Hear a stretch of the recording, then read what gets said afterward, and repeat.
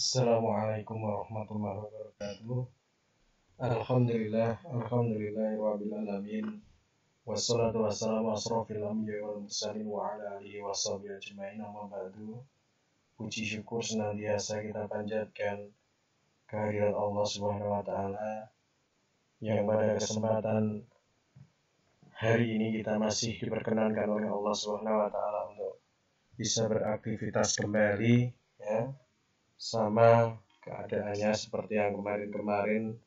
Alhamdulillah Pak Eko dan kalian masih bisa bertemu dalam keadaan online, pembelajaran jarak jauh, yang mudah-mudahan dengan pembelajaran jarak jauh ini tidak mengurangi manfaat dari apa yang kita bicarakan kali ini. Kemudian salat serta salam semoga selalu tercurah kepada junjungan kita Nabi Agung Muhammad SAW beserta keluarga-keluarganya, para sahabat-sahabatnya, dan mudah-mudahan salawat serta salam tercurah kepada umat beliau hingga akhir zaman nanti. Mudah-mudahan kita termasuk umat beliau yang insya Allah akan masuk dalam surga bersama Rasulullah SAW. Baik anak-anakku kelas 10 yang dirahmati Allah Subhanahu wa taala, masih melanjutkan tentang diskusi. Pada pertemuan yang kemarin kita sudah membicarakan tentang strategi diskusi yang baik, strategi diskusi yang benar. Pak Eko ulang sebentar bahwasanya ada beberapa hal, ada beberapa kemampuan, keterampilan yang harus kalian kuasai manakala kalian akan melaksanakan diskusi, agar tujuan dari diskusi sesuai dengan apa yang kita harapkan, yaitu diskusi itu tujuan akhirnya adalah menetapkan suatu kebenaran. Maka dari itu, mengingat tujuan yang sangat mulia tadi, maka di dalam prosesnya, ya, ketika kalian akan berdiskusi, maka kalian harus bisa menguasai diskusi yang benar. Di antaranya ada kelogisan di dalam berargumen, kemudian memunculkan fakta-fakta yang jelas. Kemudian kalian harus memiliki sikap yang santun, baik santun dalam budi bahasa maupun santun di dalam tingkah laku, perbuatan, bahasa tubuh. Kemudian kalian juga harus bisa menggunakan bahasa yang efektif, kalimat yang efektif. Kalian juga harus bisa menggunakan intonasi yang tepat, kelancaran berbahasa, kemudian ekspresi, dan lain sebagainya. Itu yang sudah kita bicarakan pada pertemuan yang kemarin. Nah, pada kesempatan hari ini kita akan membicarakan tentang bagian akhir dari bab yang kita bicarakan ini, tentang diskusi, yaitu menulis bahan perdebatan ke dalam sebuah makalah. Ya, menulis bahan diskusi ke dalam sebuah makalah. Nah, yang pertama yang akan Pak Eko sampaikan adalah mengenai sistematika makalah. Pertanyaan sebelum Pak Eko lanjutkan pembahasan kita pada kali ini, coba, apa kaitannya diskusi dengan makalah? Atau dibalik pula, apa kaitannya makalah dengan diskusi? Ya, baik. Mungkin ada yang bisa menjawab betul, yaitu bahwasanya diskusi dan makalah ini memiliki kaitan yang sangat erat. Intinya, ketika kalian akan melaksanakan diskusi, maka terlebih dahulu harus membuat suatu makalah. Ya, di sebelum kalian berdiskusi, maka harus membuat makalah terlebih dahulu. Argumen-argumen yang sudah ada pada diri kalian, argumen-argumen yang sudah tersimpan dalam otak kalian, pikiran-pikiran kalian, hendaknya itu kalian tuangkan dulu ke dalam karya ilmiah yang disebut makalah. Jangan sampai ketika kalian akan diskusi, ketika ditanya makalahnya mana, sebagai bentuk penjabaran dari argumen yang kalian miliki, jangan sampai kalian cuma menjawab, ya, makalahnya ada di otak saya, ide-idenya semuanya ada di otak saya. Jadi nanti ketika diskusi saya akan mengalir dengan sendirinya ide-ide tersebut. Nah, itu sesuatu yang tidak dibenarkan. Kalian harus membuat terlebih dahulu makalah yang ada, ya. Bahan perdebatan, bahan diskusi, ide-ide yang kalian miliki harus kalian tuangkan terlebih dahulu ke dalam sebuah makalah. Baik, kita mulai dulu. Yang pertama mengenai sistematika makalah. Masalah yang akan diangkat dalam forum perdebatan diskusi resmi harus disajikan secara jelas dan sistematis. Ya, lebih tepatnya masalah tersebut disusun dalam bentuk makalah. Makalah sering pula disebut sebagai kertas kerja, yakni suatu karya ilmiah yang membahas suatu persoalan dengan pemecahan yang didasarkan pada hasil kajian literatur atau kajian lapangan. Jadi melalui informasi yang disampaikan melalui buku kalian, ya, yang pertama ada hubungan antara diskusi dengan makalah.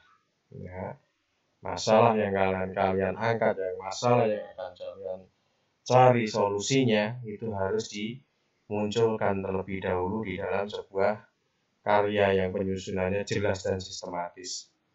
Nah, karya yang susunannya jelas dan sistematis tersebut biasa kita sebut sebagai makalah. Kemudian di situ ada pemahaman atau pengertian dari makalah itu sendiri, yakni suatu karya ilmiah. Karya ilmiah, suatu karya yang sandarannya adalah ilmu. Karya ilmiah, Pak Eko ulang sekali lagi, adalah suatu karya yang sandarannya adalah ilmu. Ya, yang nanti kalau itu sudah sandarannya adalah ilmu, insya Allah kebenarannya akan bisa dipertanggungjawabkan. Ya, beda dengan karya-karya fiksi, karya-karya imajinasi, sandarannya hanyalah imajinasi atau khayalan dari penulis. Maka yang namanya makalah adalah karya ilmiah yang membahas suatu persoalan dengan pemecahan yang didasarkan pada hasil kajian literatur. Ya, pemecahan dari suatu masalah dalam karya ilmiah itu bisa melalui dua hal, yaitu dengan hasil kajian literatur, kajian membaca buku-buku yang relevan dengan masalah yang diangkat, atau melalui observasi. Kalau di buku kalian disebut dengan istilah kajian lapangan. Kemudian makalah biasanya disusun untuk pertemuan-pertemuan ilmiah seperti simposium, seminar, maupun lokakarya. Apa perbedaan dari ketiganya? Silahkan kalian bisa browsing sendiri. Simposium itu yang seperti apa? Seminar itu yang seperti apa? Lokakarya yang seperti apa? Intinya dengan dari 3 kegiatan tersebut makalah sangat diperlukan. Kembali ke pembahasan utama pada kesempatan ini, yaitu tentang sistematika makalah. Makalah atau karya ilmiah sederhana untuk kalian ini terdiri atas 3 bagian besar, yaitu bagian pendahuluan, kemudian pembahasan, dan kesimpulan. Jadi ini termasuk makalah sederhana, ya, karya ilmiah, karya tulis sederhana. Nanti berbeda ketika kalian pembahasan tentang karya ilmiah ini ketika dibahas di kelas 11. Nanti di situ ada landasan teori, pendahuluan, kemudian kerangka teori atau landasan teori, metodologi penulisan, metodologi penelitian, pembahasan, baru kesimpulan. Jadi untuk yang kita pelajari ini cukup sederhana sekali, yaitu yang pertama adalah bagian pendahuluan, kemudian pembahasan, dan juga kesimpulan.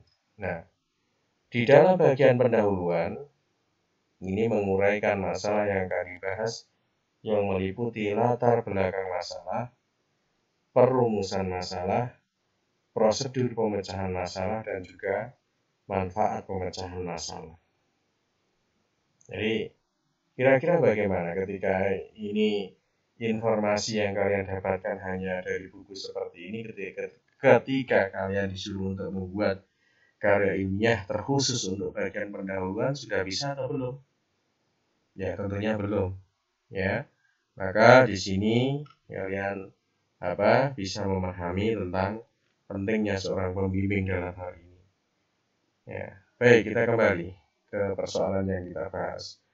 Di dalam bagian pendahuluan itu yang dibahas meliputi, yang diuraikan meliputi latar belakang masalah.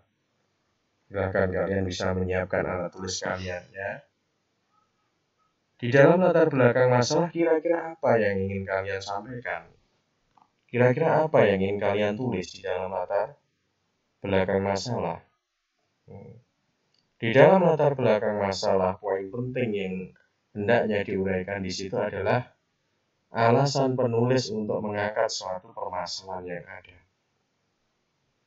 Alasan apa saja yang sekiranya penulis miliki, kenapa harus mengangkat suatu permasalahan yang diinginkan. Ya, misalnya kalian akan membahas tentang permasalahan kenakalan remaja. Mengapa kenakalan remaja itu adalah masalah yang hendak akan kalian diskusikan? Padahal masalah-masalah di sekitar kita ini banyak sekali. Rendahnya minat belajar anak itu juga masalah.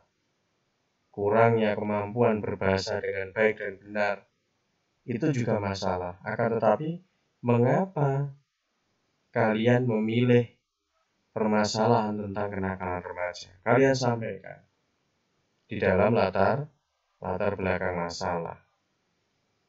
Kemudian apalagi selain alasan pemilihan masalah tersebut? Yang kedua adalah di dalam latar belakang masalah perlu juga kalian munculkan manfaat-manfaat yang bisa didapatkan manakala masalah itu didiskusikan dan ditemukan jalan keluarnya. Dan juga kalian sampaikan mengenai kerugian-kerugian yang bisa muncul, kerugian-kerugian yang bisa timbul manakala permasalahan-permasalahan itu dibiarkan atau tidak dicarikan solusinya. Dan yang terakhir, di dalam latar belakang masalah biasanya juga menguraikan tentang kesenjangan antara harapan dan kenyataan. Harapannya itu seperti apa, kenyataan yang ada di lapangan seperti apa, kalian munculkan. Tapi yang jelas dari hal yang Pak Eko sampaikan tadi, poin penting yang harus ada di dalam latar belakang masalah adalah uraian mengapa kalian mengangkat suatu permasalahan yang ada. Itu untuk latar belakang masalah. Kemudian bagian yang kedua di dalam bagian pendahuluan adalah rumusan masalah. Perumusan masalah itu selalu diwujudkan dalam bentuk kalimat pertanyaan. Tentunya kalian sudah mengetahui unsur-unsur pokok pertanyaan ada 5W1H. Kalau diterjemahkan ke dalam bahasa kita ada adik simba.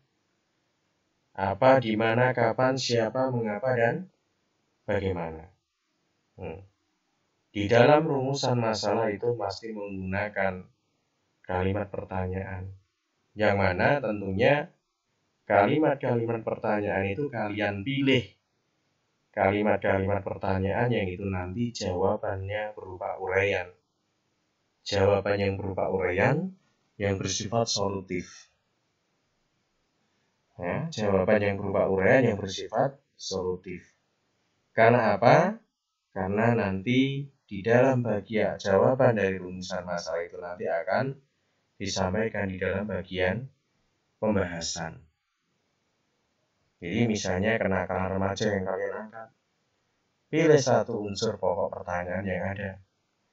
Kalimat pertanyaan misalnya kalian menggunakan kata tanya bagaimana. Ini yang lazim digunakan oleh penulis karya ilmiah, yaitu pertanyaan bagaimana. Bagaimana upaya atau usaha yang bisa digunakan untuk menyelesaikan kenakalan remaja. Bagaimana usaha untuk mengurangi kenakalan remaja. Dan lain sebagainya. Gunakan kalimat tanya bagaimana. Di situ ada jawaban uraian nanti Kemudian sifat dari jawabannya itu solutif. Di situ nanti ada upaya yang dilakukan oleh pemerintah seperti apa, upaya yang dilakukan oleh penegak hukum seperti apa, upaya yang dilakukan oleh tokoh masyarakat, tokoh agama, atau bahkan remaja itu sendiri seperti apa. Itu disampaikan pada bagian pembahasan. Gitu ya. Kemudian bagian yang ketiga dari pendahuluan adalah prosedur penyelesaian masalah. Seperti yang sudah disampaikan di atas tadi, prosedur pemecahan masalah dari sebuah karya tulis karya ilmiah itu adalah bisa melalui kajian literatur, hasil membaca buku-buku yang relevan maupun observasi secara langsung. Kemudian yang keempat, ada manfaat pemecahan masalah. Yang harus kalian pahami, terkadang di dalam karya ilmiah ada menggunakan dua hal yang agak mirip, menggunakan pemahaman yang mirip tetapi sebenarnya itu berbeda, yaitu apa? Antara tujuan dan manfaat. Manakala kita membahas tentang kenakalan remaja, manakala kita membahas upaya untuk mencegah kenakalan remaja, tujuan dari penulisan makalahmu apa? Tujuannya yaitu tentunya untuk mengetahui bagaimana usaha yang dilakukan untuk mengetahui mengurangi kenakalan remaja. Manfaat pemecahan masalahnya apa? Manakala itu nanti sudah ditulis, kemudian didiskusikan, tentunya manfaatnya bisa dirasakan oleh banyak pihak, sehingga kenakalan remaja bisa berkurang. Jadi tujuan dan manfaat itu berbeda. Tujuan itu hanya pada teknis, kemudian manfaat itu adalah tindak lanjut dari itu semua hasil tulisan itu. Baik, itu adalah bagian pendahuluan. Kemudian yang kedua ada yang bagian inti dari sebuah makalah, itu kita sebut sebagai bagian pembahasan. Bagian ini memuat uraian tentang hasil kajian penulis dalam mengeksplorasi jawaban terhadap masalah yang diajukan. Intinya pada bagian pembahasan ini berisi berisi uraian jawaban dari rumusan masalah. Kalau tadi rumusan masalahnya bagaimana usaha untuk menangani kenakalan remaja, maka pembahasan nanti uraian dari itu semua. Usaha dari pemerintah, usaha dari remaja itu sendiri, usaha dari orang tua, dan lain sebagainya. Kemudian bagian terakhir dari sebuah karya ini ada kesimpulan. Bagian ini merupakan kesimpulan dan bukan ringkasan dari pembahasan. Perlu diingat, bagian kesimpulan ini adalah merupakan kesimpulan dan bukan ringkasan dari pembahasan. Kesimpulan adalah makna yang diberikan penulis terhadap hasil diskusi. Pemaknaan kembali dari apa yang ditulis di dalam bagian pembahasan ini, seperti itu. Itu karena khusus makalah. Bukan kesimpulan diskusi, tapi kesimpulan dari makalah. Pemaknaan kembali dari apa yang sudah ditulis pada bagian pembahasan. Dalam mengambil kesimpulan, penulis maka harus mengacu kembali pada permasalahan yang diajukan. Langsung Pak Eko beri contoh. Di dalam pembahasan tadi tentang kenakalan remaja, usaha untuk menanggulanginya yaitu usaha dari pemerintah, usaha dari orang tua, usaha dari pihak sekolah, usaha dari tokoh agama, usaha dari penegak hukum sudah disebutkan satu persatu. Maka kesimpulannya apa? Kalian tidak boleh meringkas itu semua, tetapi kalian harus bisa memberikan makna dari itu semua. Apa maknanya? Salah satu contoh yang bisa Pak Eko sebutkan adalah kesimpulan dari itu semua adalah perlunya kerjasama yang baik, perlunya kerjasama antara berbagai pihak untuk bisa mengurangi adanya kenakalan remaja. Kesimpulan sederhananya seperti itu. Itu anak-anak yang bisa Pak Eko sampaikan pada kesempatan pagi hari ini. Masih ada satu pembahasan yang tersisa melalui bab diskusi ini, yaitu tentang bibliografi ataupun daftar pustaka, dan juga nanti di sini ada tambahan sedikit untuk menambah khasanah bahasa kalian, yaitu tentang ejaan kaitannya dengan penggunaan tanda titik 2. Itu yang bisa Pak Eko sampaikan. Mudah-mudahan yang banyak tadi bisa kalian pahami. Kalau ada yang kurang paham nanti bisa kita diskusikan melalui forum yang ada. Mungkin hanya itu yang bisa Pak Eko sampaikan. Kurang lebihnya Pak Eko mohon maaf. Bila terkait, assalamualaikum warahmatullahi wabarakatuh.